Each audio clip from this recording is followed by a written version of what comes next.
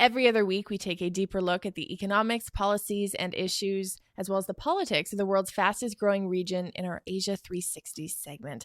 Today, we explore China's Belt and Road Initiative. With me, as he is every 2 weeks, Jeff Reeves, Vice President of Research at the Asia Pacific Foundation of Canada. Thanks for coming in. Thanks for having me. So we just had the second forum of this Belt and Road Initiative. Tell me what was up for debate, what was discussed? Right. So this was really, in some ways, the first substantial forum that we've had, or at least that China has run around the Belt and Road Initiative. So the first was in 2017. And for most analysts, most people that watched the Belt and Road Initiative, this was seen as more of a coming out party than anything else. They didn't define, for example, the scope of the BRI. There weren't a lot of references to key performance indicators, for example. But in this particular meeting, it was much more focused on the substance and providing an outline of what the Belt and Road is, what it hopes to be, and some of the areas where it's already achieved, at least from Beijing's perspective, some success.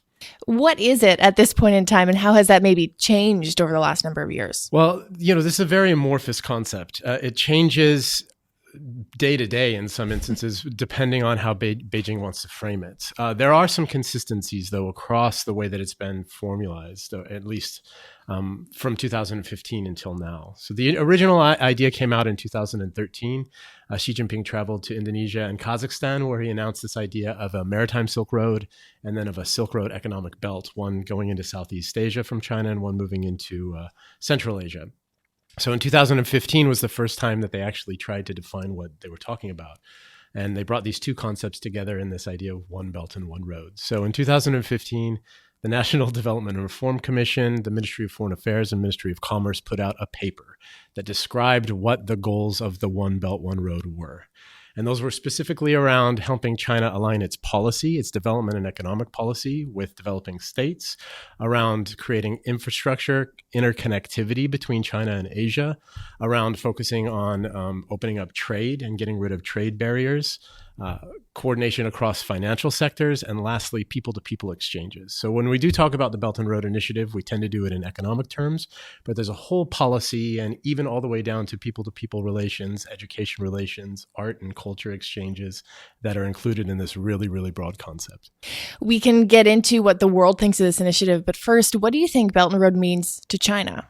So at the end of this forum, they released another paper talking about where they are right now with the BRI. And they referenced the 2015 paper and said, these are still our primary goals. We still want to use the BRI for this. So from China's perspective, on the one hand, it's about economic interdependence or interconnectivity. It's also about drawing China deeper into an infrastructure web between Southeast Asia, East Asia, and Central Asia that will help China develop at a domestic level. So a lot of the BRI thinking can be traced back to other foreign policy concepts that have come out of Beijing.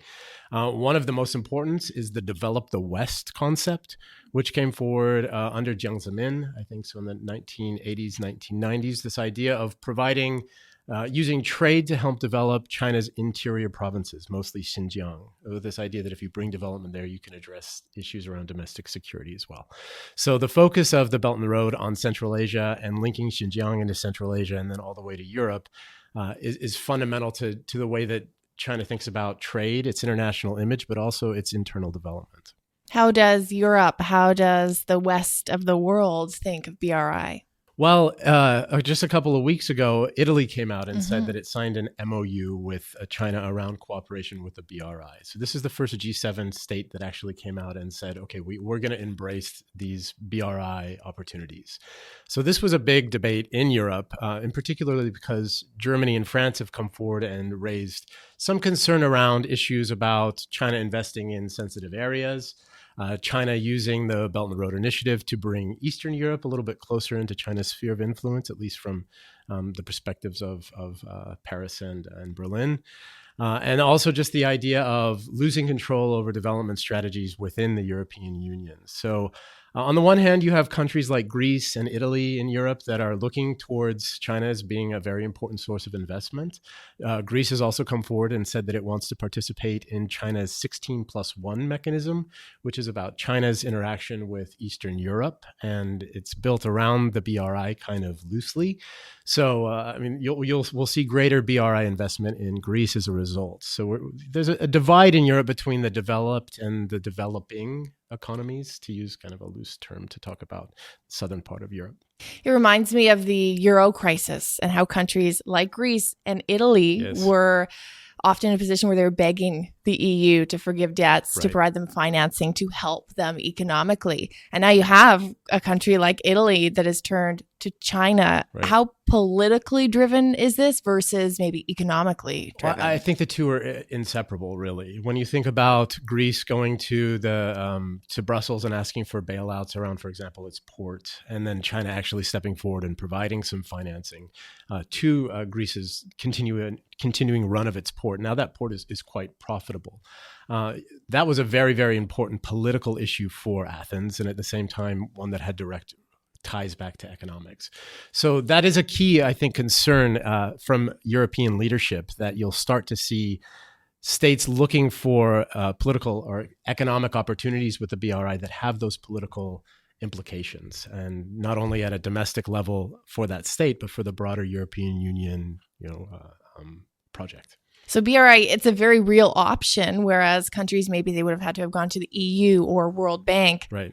Now China is here, and it seems very willing to provide capital for any kind of project. So the around the time that the BRI was launched, the Asian Development Bank came out with a study that said there's about $11 trillion in need of infrastructure investment in Asia alone. So as China stepped forward and said, well, we have this Belt and Road Initiative, initially they pledged up to $1 trillion worth of funding from their own development banks. And they really saw that they were stepping into a void that needed to be filled. So from that perspective, I think they see the Belt and Road Initiative as being central not only to Asia's development, but to developing states' opportunities to invest in their own infrastructure. Among developing states in Asia, investment in infrastructure and infrastructure development are often the highest priority in terms of their own internal investment and development. So China stepping up and providing that funding is really filling a void. This is, of course, a longer term play, but what has it achieved so far? So the results are debated. Right now, you can see differing analysis around how much money's actually been spent. China claims about $1 trillion has been not only allocated, but dispersed to Belt and Road Initiative projects. I've seen more conservative estimates out of academia that say about $84 billion has been spent, all the way up to $500 million. So again, because the Belt and Road is so difficult to define, what's included and what's excluded are kind of up for debate in many issues or in many instances. Some of the very key tangibles are around areas like the China-Pakistan economic corridor, where China's pledged about $65 billion to help Pakistan develop telecommunications, infrastructure, and energy. And some of those projects have been ongoing. Other areas where China is investing in railways in places like Laos and Thailand, those projects are ongoing. There's issues around the debt in some of those places. But China, at this Belt and Road Initiative, has shown a willingness to renegotiate some of its terms, especially when states do show some sort of debt problems around their debt or debt financing. So the concern that this is a ploy to trap countries in debt, is that warranted, or like, what's your position on that? Well, so my position is usually to look at on a case-by-case basis, and developing states do have debt problems right now. That's without a question. To tie that back to China and the Belt and Road Initiative, however, is a stretch. When you look at some of the largest holders of debt around African countries, for example, China is just the largest debt holder in a few cases. The traditional debt holders from the European Union or from the United States still own a lot of debt in Africa. Right. So when you hear discussions at the domestic level in developing states in Africa or in Southeast Asia, it's not about China. It's about making sure that they have institutions in place at the domestic level, whether governance or in terms of oversight, corruption, anti-corruption, transparency that allow them to take those debts on and service the debts long term. So yeah, debt is definitely a concern for developing countries. It is not specific to the BRI. And to suggest that really ties back to this idea that everything that Beijing does has some nefarious undertone, right? That it's using this economic strategy to advance some dark, grand, strategy. And I think that's very much an American-centric argument, but it just doesn't play out. And we've seen some great scholarship coming out of places like George Washington University around Chinese debt in Africa that points specifically to the fact that, yes, in some instances there are debt problems, but these are not a concerted state-driven approach to try to use debt to gain control over assets. On the topic of states having the infrastructure in place to manage debt and manage major projects, is that something that we're seeing Beijing maybe offer to help with, or is that something that states on their own really have to reach that level first? That's a great segue back into some of the outcomes of the 2019 summit that we just saw, the Belt and Road Initiative forum that just concluded. There was a lot of talk about helping states develop internal capacity to manage debt and to be more thoughtful about debt sustainability when making loans around Belt and Road Initiative projects. Now, part of that is Beijing understanding that it has to learn from its mistakes, and that while it doesn't buy into the debt trap narrative, there are states out there that do, and it needs to get ahead of that in order to maintain the Belt and Road Initiative as a positive marketing tool or as a positive organizational tool. So I think that's important part, yeah. If we were to compare, say, the membership or attendance of these two forums, the first one and the one that just concluded, what's changed? What are some of the biggest takeaways? Well, so the 2017 meeting just had a handful of national leaders show up. This time there were 34 in attendance, mostly from the Asia-Pacific region. That shows the consolidation, at least at the regional level, has been relatively successful for Beijing at this point. There's pretty widespread buy-in to the idea of the Belt and Road Initiative, not as necessarily a Chinese-led initiative, but as an opportunity for these developing countries to get financing and funding for big infrastructure projects. And the Belt and Road Initiative is an important part of that. There are a lot of different financial vehicles that fall under the Belt and Road Initiative. For example, China makes loans through its own development banks. There's a Belt and Road Initiative Bank. There's a development fund that comes out of the BRICS construct. There's the Asia Infrastructure Investment Bank, AIIB. They all loan and they all give money. Not all of it's under BRI. So states do look to these institutions as just opportunities for investment, not so much as, hey, if we take money from AIIB, we're part of the BRI. Right. So yeah, those debates are going on in the region. Where would you say the current U.S. administration has sort of positioned itself in relation to BRI? Well, so we've seen comments coming out of, for example, the vice president's office, or the Secretary of State Pompeo, when he's traveled to developing countries and really pushed forward this narrative that Beijing is using the Belt and Road Initiative to draw smaller developed states into a debt trap, and that they need to be smarter about taking money from Beijing. They need to be more discerning about entering into contracts with Chinese companies because long-term it's not good for their development. I think in a lot of ways that argument is falling flat in developing countries. Many developing countries say, yeah, well, we understand the problem of debt. This is nothing new from us. In fact, investment from the United States has been part of this problem in the past. We're going to manage debt going forward as we see suitable for our own national and domestic interests, and don't really want to listen to the United States at this point. Because importantly, the United States hasn't offered an honest to goodness, robust alternative to the Belt and Road Initiative, aside from committing 10 or I think it's about $60 billion worth of private sector investment. But it certainly doesn't have a state-led industrial policy around providing this kind of investment for developing states. Well, if we see more and more countries join on to BRI, if we see it continue to share billions of dollars in capital, do you think we end up seeing the U.S. put forward some kind of an alternative? It's difficult because the structure of the U.S. government is just different. The U.S. doesn't do big government spending on overseas developments. Even development aid has been drawn down in recent years around the United States. From a U.S. domestic perspective, there's not a lot of appetite for tax dollars going overseas to help developing countries develop their own rail and road systems when the United States is in such need of an investment in its own internal infrastructure. We're seeing bridges collapsing, roads that are full of potholes. And there's a general sense in the United States that you need to first invest in U.S. infrastructure before you do it abroad. Mm-hmm. One of the criticisms of BRI has been that it's not green, but green infrastructure was one of the themes that came up at the forum. What did we learn? So again, it's Beijing trying to get ahead of some of the criticism or learn from past failures and best practices as they become more apparent.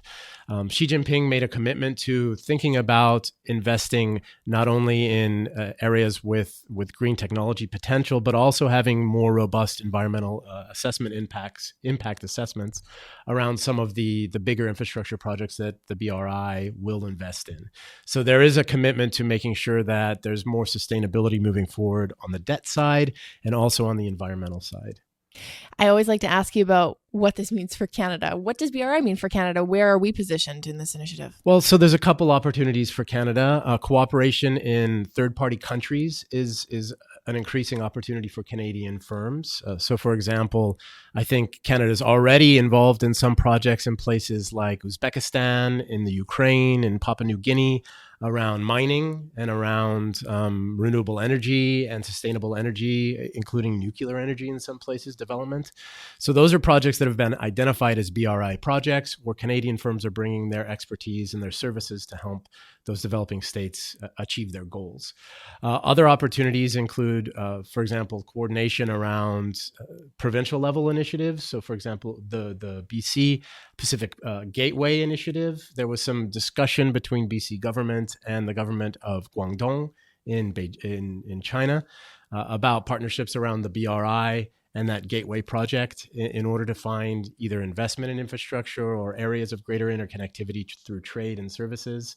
So those are opportunities at a provincial level.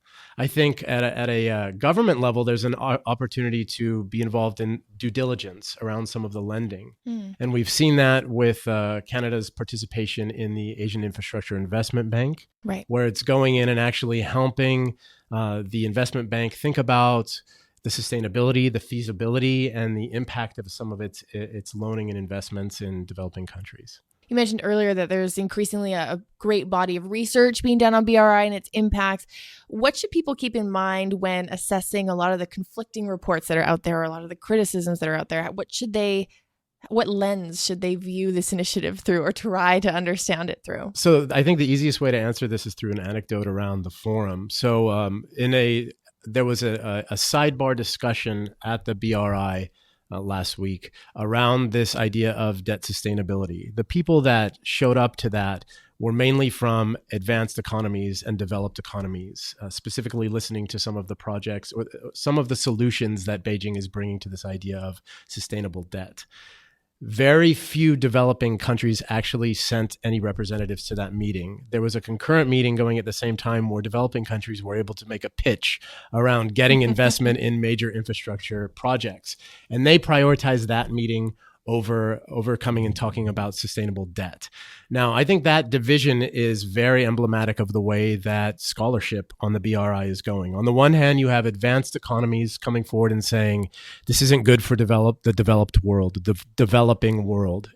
The BRI is just going to draw them into relationships of exploitation. From the developing world, there's a sense that, well, no, actually, this investment is much needed. There's not alternative investment options. In some instances where they can go to the IMF or the Asian Development Bank or other multilateral financial institutions, developing states are actually able to get better terms around BRI financing. So I think they feel that it's another option, and options are always good. And ultimately, at the end of the day, managing the debt is their domestic responsibility, and they're not looking for input from places like Washington, D.C. around how they should accept investment and how they should think about engagement with China.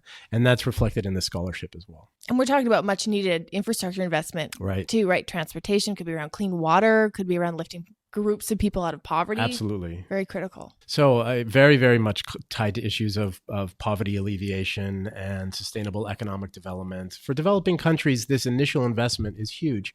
When I talked earlier about in 2015 and then this new 2019 strategy around the policy alignment piece of the Belt and Road Initiative, a lot of what you see is when Beijing goes to places like Mongolia or Kazakhstan or Vietnam or Myanmar, those countries already have development strategies in place, like the STEP development program in Mongolia. And when you look at their number one priority, it's around attracting foreign investment in their infrastructure development.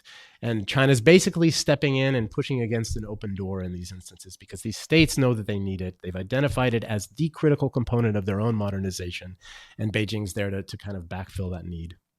How do you think this positions then Beijing in the minds of some of these developing states? China has said it wants to be a world leader. It's spoken very much about globalization and the need to come together. It sounds like this is an avenue for achieving that. If you can see the differences between 2017 and 2019 in terms of the international buy-in to the Belt and Road Initiative concept, it's remarkable.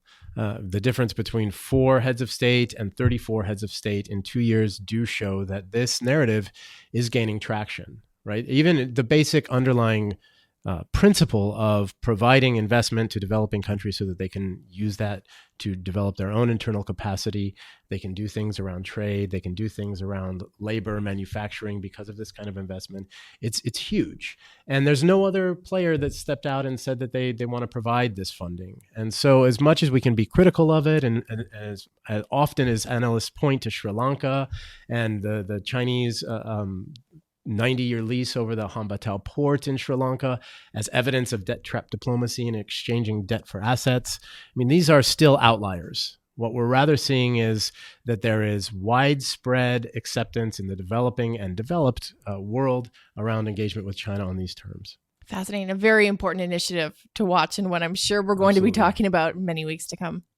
Thanks for coming on the show. Thank you for having me. So Jeff Reeves, he's Vice President of Research at the Asia Pacific Foundation of Canada.